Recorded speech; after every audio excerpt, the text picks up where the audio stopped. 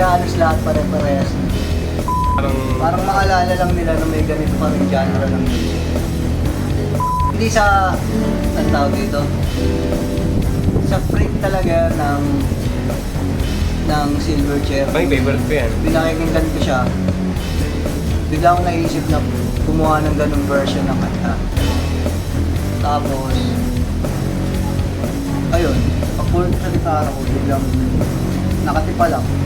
Nung natuwa ako, ayun na, isa ko na sulatan. Nung una,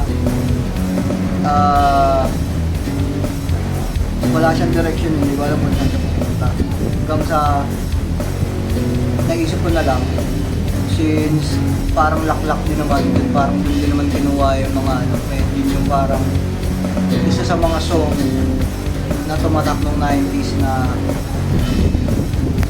maraming nainganyo.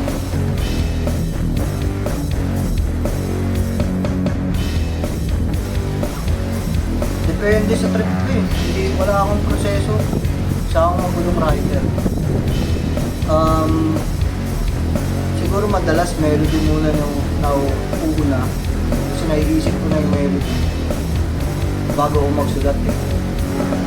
So melody, tapos may bigla ako may isip na lyrics. Pag bigla ako natuwa, makikita na ako.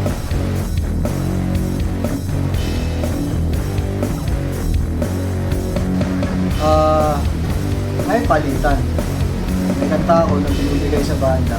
Tapos may kanta rin na galing na sa banda. Nasusulatan ko na lang. Pinaka-proseso siguro may backbone na eh. Kumbaga, bago ko kasi ibigay sa mga kabanda ko, buo na yung konsepto, may instansa na, may refrain. Ang naging brainstorming na lang namin is yung mga parts kung paano siya i-improve at saka yung idea ng song as a pag-production as a band, yun na yung ilalagdag. Pero madalas, kumbaga parang may backbone na siya, susundan na lang namin yun. Same din sa mga binibigay na kanta galing sa banda. Buo na siya. And then madalas pinakat ko na lang tapos ako nagsusulat.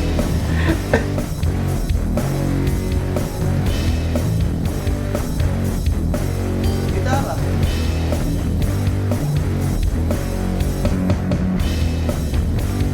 Natutunan ko ngayong araw, mga kanta ba?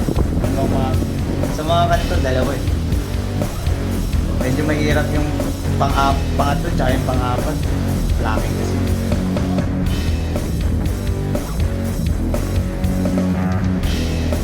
Shoutout kay Ken Walter ng WD Guitar Setup.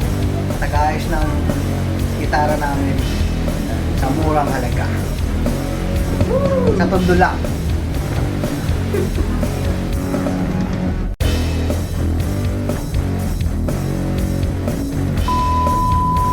Ang chat ay isang invitasyon para sa mga gaya nyong hindi na alam ang rock and roll. Ano sabi mo? Ang kantang dyan ay isang imbitasyon.